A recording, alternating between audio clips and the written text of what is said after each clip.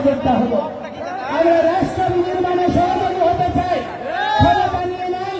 আমরা উপদেষ্টা হতে চাই না, এই সাধু সন্তেরা রাজনীতি করে না।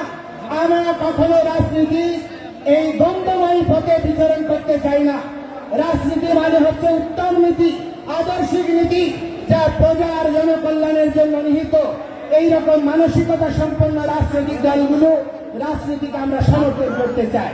সেজন্য আমি আপনাদেরকে বলবো, দয়া করে আমাদেরকে নিয়ে ছিনিমিনি খেলবেন না এবং এই এক দফা অবশ্যই দ্রুততম সময়ে পরিপূরণ করুন। আমাদেরকে ইন্ডিয়ার দালাল, আমাদেরকে আওয়ামী লীগের দালাল এইসব টেক দিয়ে বহু রাজনীতি করেছেন, বহুদিন চালিয়েছেন, আর চালানো যাবে না। আজকে আমরা আর বিভক্ত নই। আজকে নারায়ে তাকবীর, আল্লাহু আকবার, এটি আল্লাহর পবিত্র নাম। এটি যদি জামায়াত ইসলামী নিলে দোষ না হয়, এটা সৌদি আরবের যদি স্লোগান না হয়।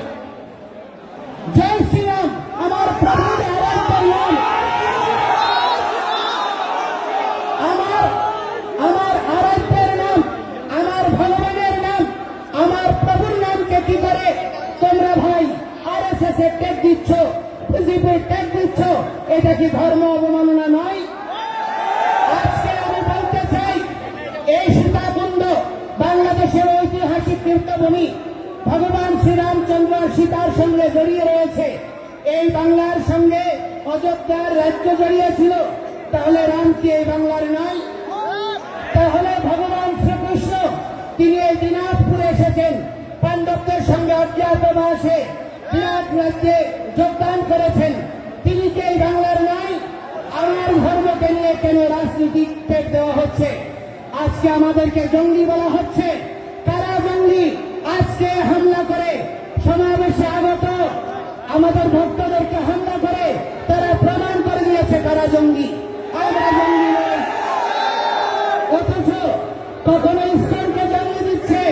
আরে ভাই, যেই দেশ জঙ্গি দমনের সারা পৃথিবীতে নেতৃত্ব দিচ্ছে, যেই দেশ এখনো তাদের সঙ্গে জঙ্গি দমনে সহায়ক চুক্তি করে আজকে তাদের সঙ্গে কাজ করছে, যদি জঙ্গি হয় সেই ইসলামের ভক্ত কি করে আমেরিকায় গোয়েন্দা বিভাগের প্রধানের দায়িত্ব নেয়? আজকে জাতিসংঘের প্রায় 90 সংস্থায় ইসলাম কিভাবে কাজ করে? আজকে রাশিয়া, চায়না এরা একটা ভিন্ন মেরু, আমেরিকা, ইউরোপ একটা ভিন্ন মেরু। দুই মেরুতে ইসলাম কি করে সমান্তরাল ভাবে নিজের ধর্ম, কৃষ্টি আর আদর্শ প্রচার করে বিশ্বনন্দিত হচ্ছে?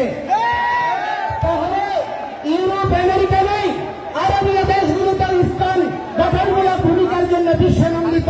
দালাই লামা থেকে শুরু করে আপনার নেলসন ম্যান্ডেলা ফাউন্ডেশন থেকে শুরু করে পৃথিবীর সমস্ত সাম্প্রদায়িক জনগোষ্ঠী এবং তার প্রতিনিধিত্বকারীরা আজকে ইসলামের কার্যক্রমকে প্রশংসা করছে। আর এই বাংলাদেশে তাকে জঙ্গি, সন্ত্রাসী, ধর্মান্ধ প্রতিষ্ঠা করার প্রচেষ্টা করছে। আমরা কি কোনো কেউ ঘরে আগুন দিয়েছি? আমরা কি কেউ ঘরে আগুন দিয়েছি? আমরা কোনো মানুষকে হত্যা করেছি? আমরা কেউ জায়গা দখল করেছি?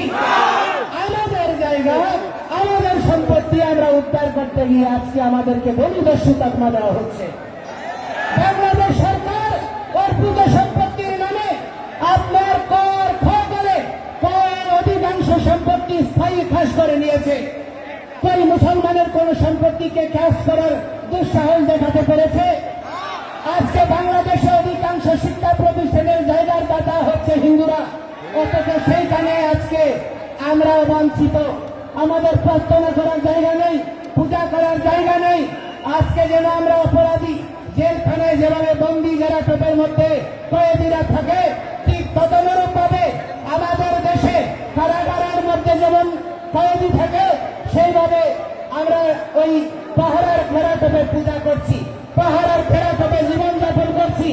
এইরকম আমরা অনিশ্চিত ভবিষ্যৎ চাই না।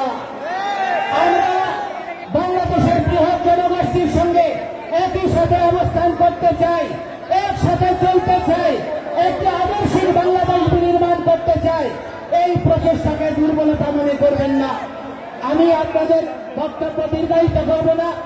আমি আপনাদেরকে বলতে চাই, সারা পৃথিবীতে আজকে সারা পৃথিবীতে আজকে দেখা যাচ্ছে যে মানুষ মানবিকতার কথা বলছে, সারা পৃথিবীতে অসাম্প্রদায়িকতার কথা বলছে, ধর্ম নিরপেক্ষতার কথা বলছে, কিন্তু অতিশয় দুর্ভাগ্যের বিষয় আমার বাংলাদেশে রাষ্ট্র ধর্ম ইসলাম করতে চায়, একটা ধর্মীয় রাষ্ট্র বানাতে চায়, কিন্তু অন্য দেশে আপনার কি করতে চাই, ধর্ম নিরপেক্ষ রাষ্ট্র চায়। এইরকম বিচারিতা আমরা সহ্য করতে পারি না। রাষ্ট্রের 4টা মূলনীতি অক্ষুণ্ণ রেখে আমাদের সহাবস্থান সুনিশ্চিত করে যদি আপনারা এগিয়ে না যান, তাহলে এই রাষ্ট্র বিভক্ত হতেই থাকবে। আমি অনুরোধ করব, বাংলাদেশের স্বাধীনতার সময় থেকে এবং স্বাধীনতার পূর্ববর্তী হোসেন শহীদ সোহরাওয়ার্দী, মাওলানা ভাসানী, শেরেবাংলাকে ফজলুল হক, শেখ মুজিবুর রহমান, জিয়াউর রহমান থেকে শুরু করে সমস্ত ইতিহাস বীরদেরকে যথাযোগ্য মর্যাদা প্রদান করে একটি সংঘবদ্ধ এবং সুশৃঙ্খলিত ইতিহাসের দ্বারা একটা জাতি রাষ্ট্র বিনির্মাণ আবশ্যক। এই বিষয়ে আপনাদের সকলকে ভূমিকা রাখতে হবে। আজকে মিডিয়ার এখানে সকলের উপস্থিতি আমাদেরকে অনুপ্রাণিত করছে, এই জন্য আপনাদেরকে ধন্যবাদ জানাই। কিন্তু যে সমস্ত হলুদ মিডিয়া আমাদেরকে দলীয় ত্যাগ দেওয়ার জন্য, আমাদের আন্দোলনকে ভিন্ন কাজে প্রবাহিত করার জন্য দৃঢ় প্রচেষ্টা করছেন, তাদেরকে আমরা বলতে চাই, ক্ষমতা চিরস্থায়ী নয়, ক্ষমতার পথ পরিবর্তন হবে। সেই সময় আপনাদের এই সুযোগ, এই প্রচেষ্টায় আপনার জীবনের কাল হবে। সুতরাং আজকে যদি আপনি অন্য কেউ জন্য গর্ত করেন, সেই গর্তে আপনি একদিন করবেন। সাবধান। সুতরাং ঐক্যবদ্ধ হন, বিভক্ত নই। আমরা আর বিভক্ত হব না, ঐক্যবদ্ধভাবে এগিয়ে চলব। গ্রামে, শহরে, গঞ্জে, নগরে, জেলায়, বিভাগে, প্রতিটি জায়গায় আপনারা এক একটা এই সম্মিলিত সনাতনী জাগরণ জোটের প্রতিনিধি টিম গড়ে তুলুন, এক একটা প্রতিরোধ টিম গড়ে তুলুন, যারা আমাদের মন্দির, আমাদের বৃদ্ধ, নারী, শিশুদেরকে সুরক্ষা দেবে, তাদেরকে নিয়ে কোন রকমের ছিনিমিনিকে প্রতিহত করবে। আমরা কেউ আর মুখাপেক্ষী হব না। আমরা রাষ্ট্রের আইন মেনে, শৃঙ্খলা মেনে আমরা নিজেদের আত্মরক্ষার প্রতিরোধ আন্দোলন চালিয়ে যাব। আপনারা সবাই আমাদের সঙ্গে থাকবেন,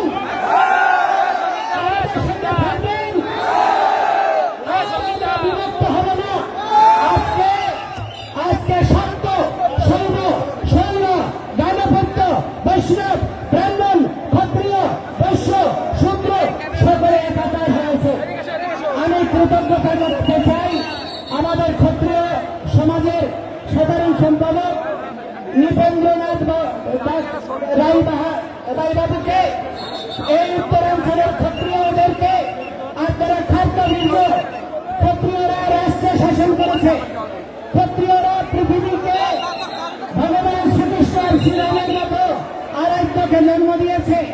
আপনারা দুর্বল হবেন না, ঐক্যবদ্ধভাবে অবিভক্ত একটি সমাজের দ্বারা প্রতিরোধ আন্দোলন গড়ে তুলুন।